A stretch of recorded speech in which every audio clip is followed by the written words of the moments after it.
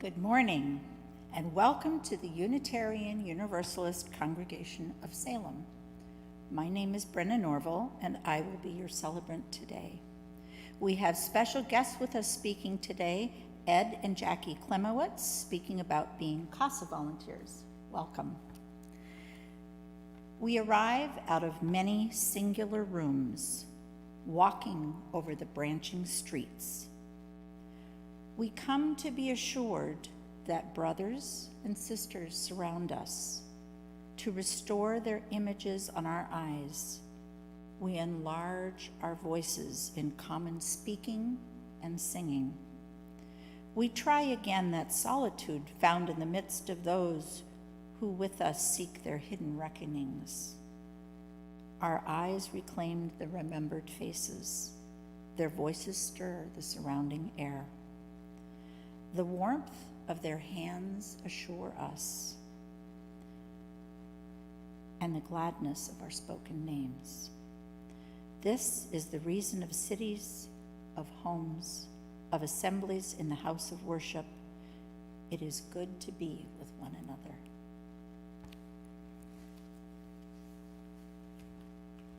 Our opening hymn today is "Where is Our Holy Church?" It's number 113 in the Great Hymnal. We're going to sing verses 1, 2, and 3.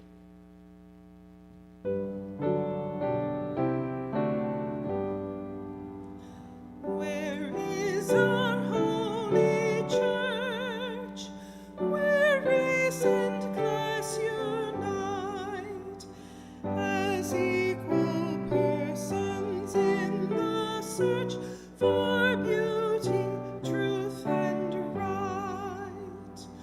Where is our holy writ?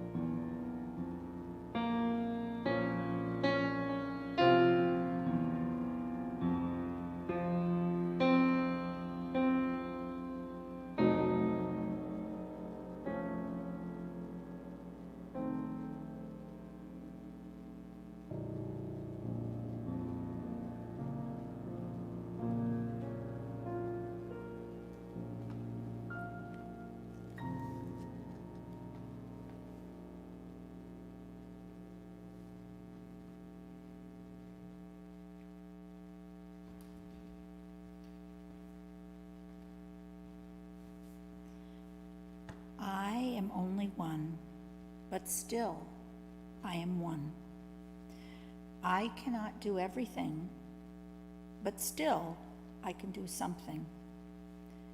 And because I cannot do everything, I will not refuse to do the something that I can do.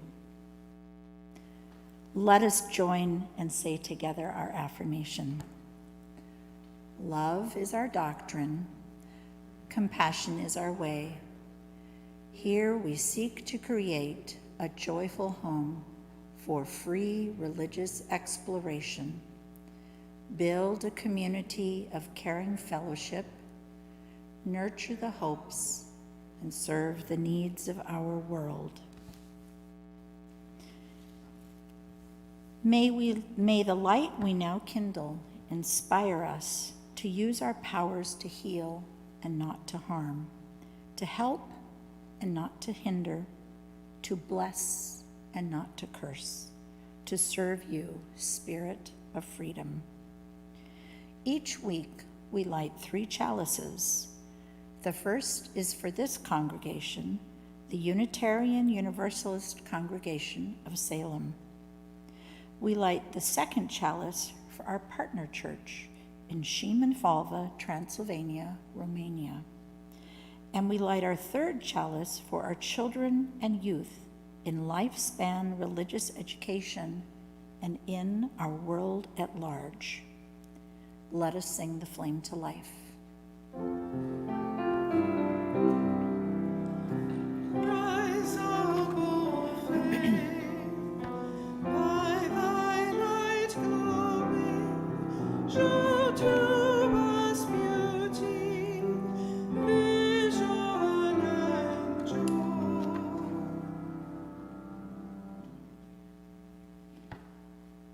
Compassion. Sometimes in life, one of the hardest things we have to do is let go of something. Let something end. This might be a day at the beach, a job, a relationship. Sometimes we have to let go of people as they change or as we change. Saying goodbye to a loved one who is dying. Saying goodbye to new friends made on a trip. Saying goodbye to your child as they go off into the world. One of the hardest things in the world is to say goodbye to a child.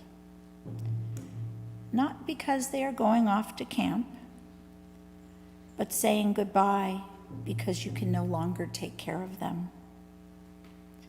It takes a great act of love to realize that you cannot care for someone the way you think you should, and you have to let them go. Let others provide that care that you are no longer able to do.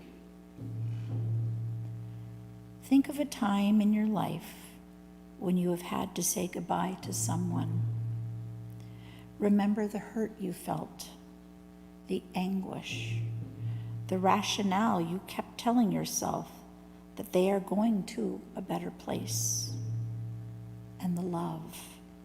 Remember the love and have compassion for what you went through. Now think of those who you know or have heard about who have had to say goodbye to a loved one. You know how they feel because you have felt the same and have compassion for their hurt. And if you can, let them know what they are feeling is okay. It means they have loved. The greatest thing we can do, love another person. Gratitude. How many lives have touched your life? How many people have picked you up when you were feeling sad? Shown you the world in all its glory, from the earthworms wiggling after a spring rain to the top of the tallest building in the city where you could survey the landscape all around? Who gave you a cold Coke to drink on a hot July day and told you a story that piqued your imagination and led you to become who you are today? Who had faith in your abilities when others didn't? Who cheered you on and told you to keep going? No one is an island, and it takes even more than a village to raise a child, inspire the youth, and encourage the adult. So many people to be grateful for who have helped you become who you are today. So many chance encounters that changed the direction you were going. So many opportunities to pay it forward, to help inspire another. For we all benefit from encouragement throughout our lives. Compassion and gratitude, daily practices to foster and to grow a soul. If you have joys or concerns that you want to have shared and read during our live services, please visit our website and hit the Joys and Concerns button.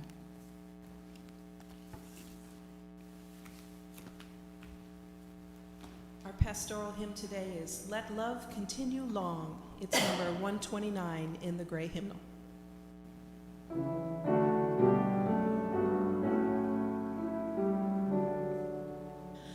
Let love continue long and show to us the way. And if that love be strong, no hurt can have a say. And if that love remain but strong, no hurt can ever have a say. If love cannot be found, though common faith prevails, when love does not abound, a common faith will fail. When human love does not abound, a common faith will always fail.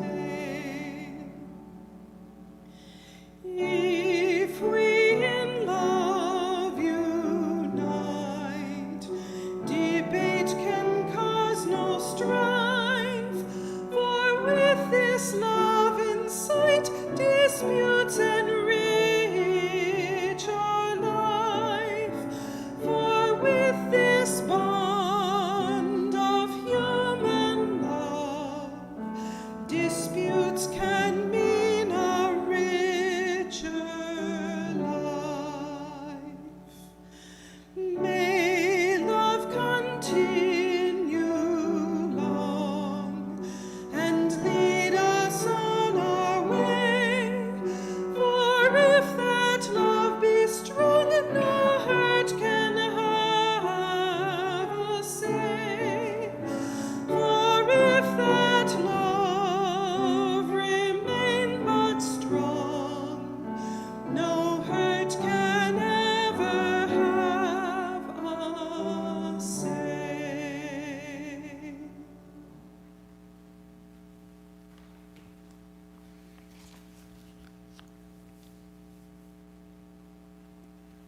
I am a foster child. I wonder how long I will stay in this house. I hear my caseworker tell me that I have to move again. I see the outside of my new house, and I wonder what waits for me beyond that door. I want so much more than what I'm given. I am a foster child.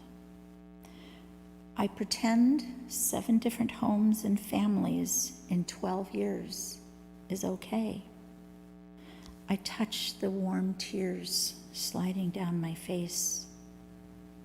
I worry about my safety. I cry myself to sleep because I'm scared. I am a foster child.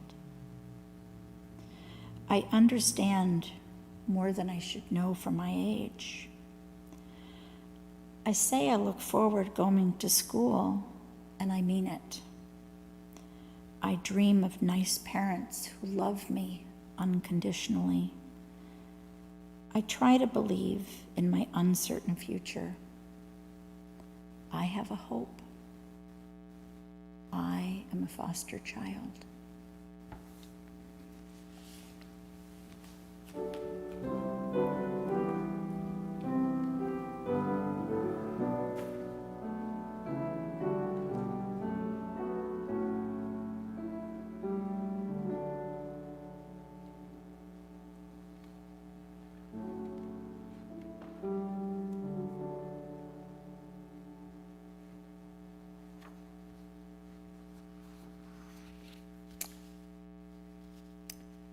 Good morning to everyone on such a beautiful spring day. You know, Jackie and I have discovered in our community service over time basically how the meaning and purpose has changed. And our priorities, spiritual perspective, nature of our relationships have really changed. Perhaps we're even on a new journey. Today we will share some of our experiences as CASA volunteers to show you what this means. I want to start with giving you a 500-foot perspective on what a typical CASA case is for us. It varies, but in general, the socioeconomic status of families varies greatly. They can range from one end of the continuum to the other. The parents have both mental health problems and drug alcohol issues. There is domestic violence and child abuse in the family. The children have been socially isolated and are mistrustful of authority outside of the home. What's interesting, though, is the children actually have a very deep bond with their parents. Also, within the family circle, there are friends and relatives who are willing to help.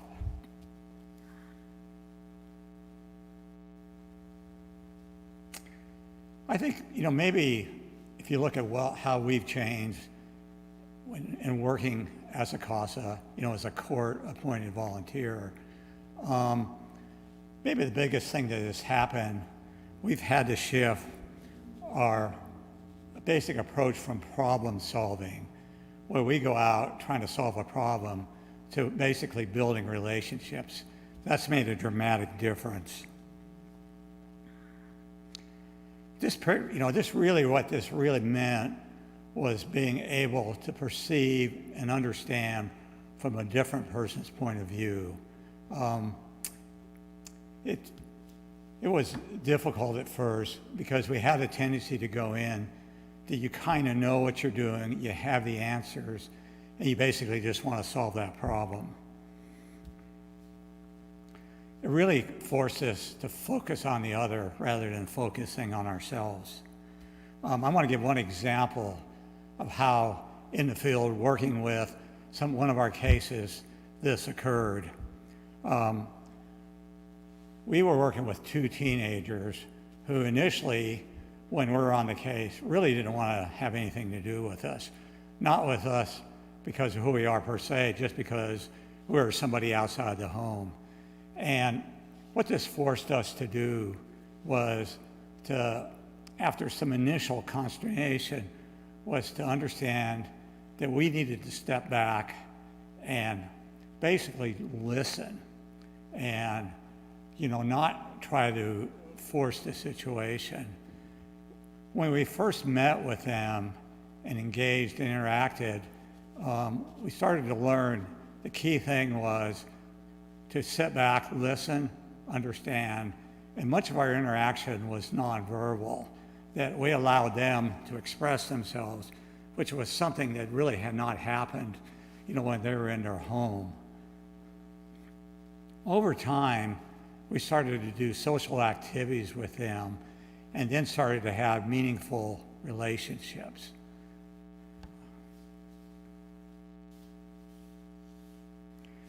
What happened after this is that they started to kind of shed some of their social isolation. And what we noticed too is that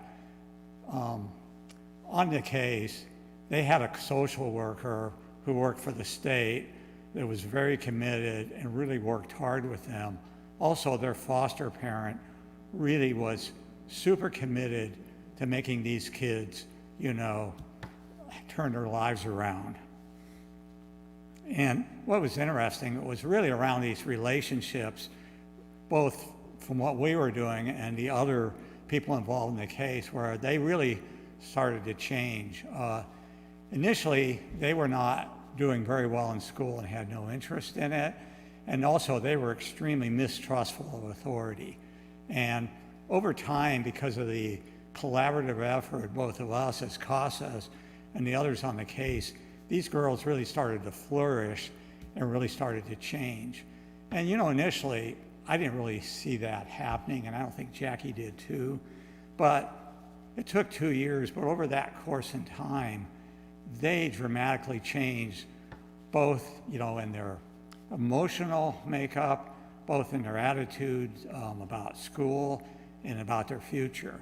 And what was amazing was that they got into an independent living program, which the state sponsors, which allows them, because they were teenagers, to start, acting like adults.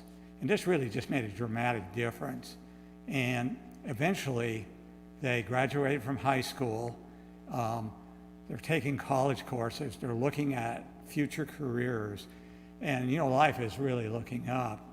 But I think the key is that it was really just overall community support, which, again, we were a part of, but we weren't the only part of, that made the difference here. And this is something that just, occurred over time. And it's really had an impact on us, because we realized that, if you're not involved and you're not working with people at their level and moving forward, it doesn't work.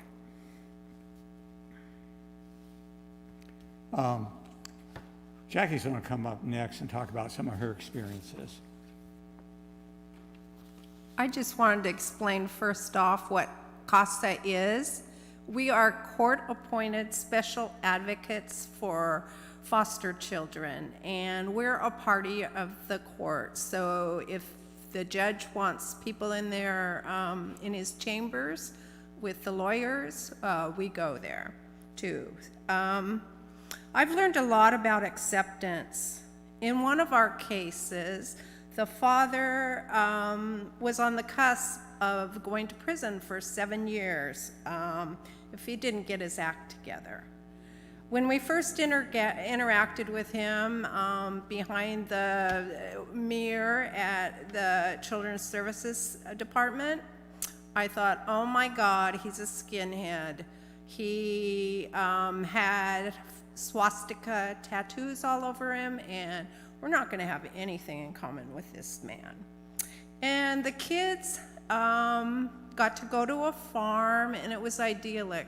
The foster mom was just perfect for them. They played on the trampoline, they milked the goats, they got eggs from the chickens, and it was just perfect. And she was willing to adopt them. They went back home to Dad. There was one that he was not on the birth certificate, but he'd been involved in the child's life, her whole life. That child, because he wasn't on the birth certificate, went to live with Grandma in Lincoln City. But we watched this man change from a hostile person to somebody that was loving and caring And the number one thing he cared about were those children. He did his parenting different than we would have done or the foster parent would have done. You know, lots of movies and things that we wouldn't have done. But the bottom line is he cared. And his girlfriend, who is the mother of 2 of the kids, had some brain issues, but they were willing to learn and they were willing to change. And we watched this man change. And they lovingly got to accept us and appreciated all we did for them. The state found housing for them, and they had a really nice apartment. And we were part of their lives for maybe 3 years. And we got to go to schools in Lincoln City and Dallas, and got to go to school programs and went to field day, and it was fun. And they even invited us to Christmas dinner, you know, and it was nachos and root beer, and we had a wonderful time. And he had he went to drug court, and he had his diploma on the wall, like he just graduated from college or something. But this man got his GED, and he went on with his life. And you know, Dallas is a small town, and we ran into him one day a few months ago, and he told us how much we meant to him and how much he appreciated us. We've done this work for 7 years, so we've formed relationships. We've formed relationships with the caseworkers, with the judge and the lawyers. And when you're retired, you don't really use your mind like you used to. But with CASA, we're able to write reports, you know, professional reports. Ed usually does it. And we go to meetings with schools throughout wherever the kids are. We meet with the lawyers. We have citizens review boards where we, you know, talk and advocate for our kids. And also, our group of volunteers is quite a mix of people from many professional backgrounds and many spiritual perspectives, and probably because it's Dallas, many political viewpoints are different than ours. We've had students, teachers, college professors, retirees, lawyers, and business owners among them. One of our CASA leaders is an ex-police officer, and he has our group like police family, except we're CASA family, and we are totally supported and loved. So anytime a case is getting too much, we have support, all the support we need. And Ed and I are peer coordinators, meaning we're kind of over new CASAs or other CASAs, and we support them. So there's a lot of support, and there's a lot of love. And I've learned with the other CASA workers, you know, politically we're completely different, but our number one thing is we are advocating for our children.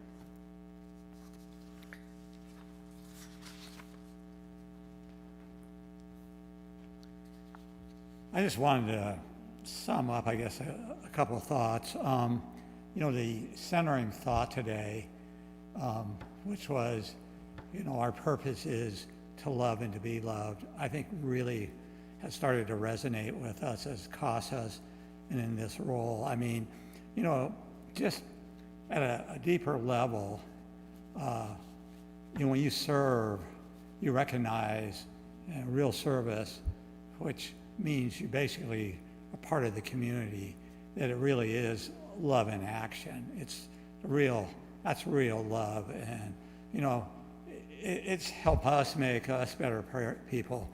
And also it's helped us to recognize other people out there really doing good. But, you know, it's kind of like, really when you think about it, when you serve all, that's when you really love all. Service is really at the core of it. The last thing I wanted to mention was Reverend Rick got me onto a book called The Second Mountain by David Brooks. And what this book kind of talks about is that all of us basically initially climb the first mountain in life, the conventional mountain, which basically represents cultural wants and needs. And so, we all basically grow up, we go to college, we raise a family, we have a career, we retire. But what he argues there are some people, when they hit the summit of that first conventional mountain, they don't really find that fully satisfying. So indeed, what they then do is they start to climb another mountain, the second mountain, my mountain, which really has more meaning and purpose for them. And it's a fascinating book, and I would recommend it. But, it's kind of made us think, we may not be climbing that second mountain yet. Not really sure about that.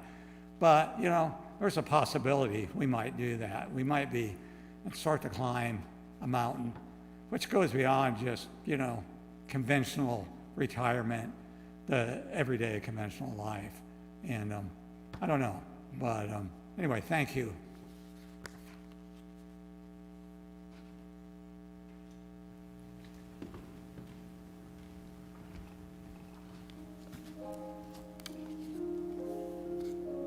Let us be at peace with our bodies and our minds. Let us return to ourselves and become holy ourselves. Let us be aware of the source of being common to us all and to all living things. Evoking the presence of the great compassion, let us fill our hearts with our own compassion towards ourself and towards all living things. Let us pray that we ourselves ceased to be the cause of suffering to each other. With humility, with awareness and the existence of life and the sufferings that are going on around us, let us practice the establishment of peace in our hearts and here on earth. Amen.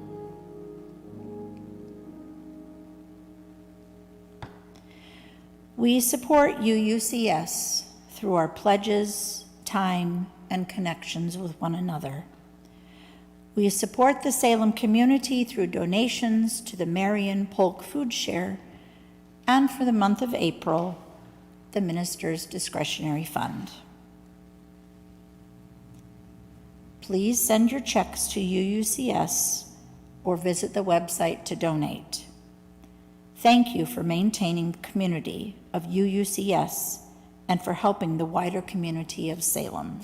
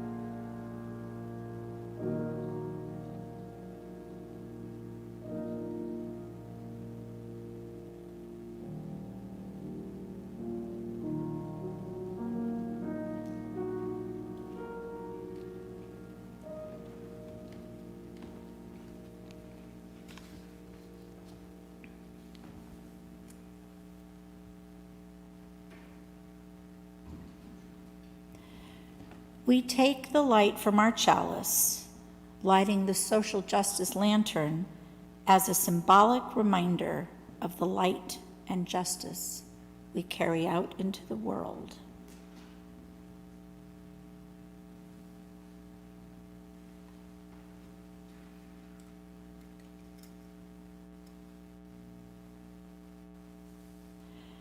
As we extinguish the chalices, let us hear these words adapted by Gaelic runes.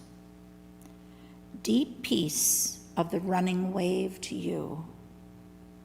Deep peace of the flowing air to you. Deep peace of the quiet earth to you. Deep peace of the shining stars to you. Deep peace of the infinite peace to you.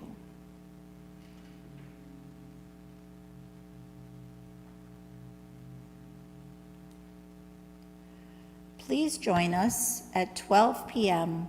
following the Sunday service for our Zoom fellowship gatherings. Starting May 2nd, in-person Sunday services. Beginning April 26th, you can find the information on the website. Habitat and Hope Village volunteers are looking for a bookkeeper familiar with QuickBooks. The UUCS choir is collaborating for some virtual singing. All level of musicians are welcome.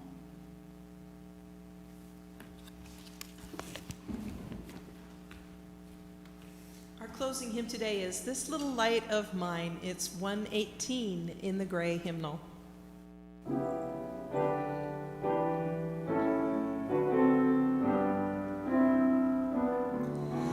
This little light of mine, I'm gonna let it shine. This little light of mine, I'm gonna let it shine. This little light of mine, I'm gonna let it shine. Let it shine, let it shine, let it shine. Everywhere I go, I'm gonna let it shine. Everywhere I go, I'm gonna let it shine. Everywhere I go, I'm gonna let it shine. Let it shine, let it shine, let it shine.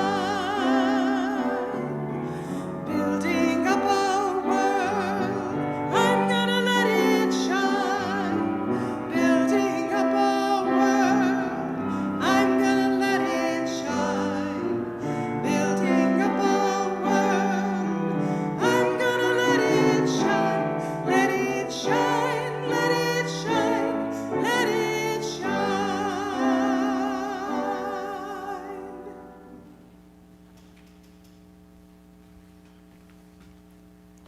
Let us imagine joining hands with the community members, guests, family, and friends, saying these words together. May faith in the spirit of life, hope for the community of earth, and love for the sacred in one another be ours now and in all the days to come. Blessed be.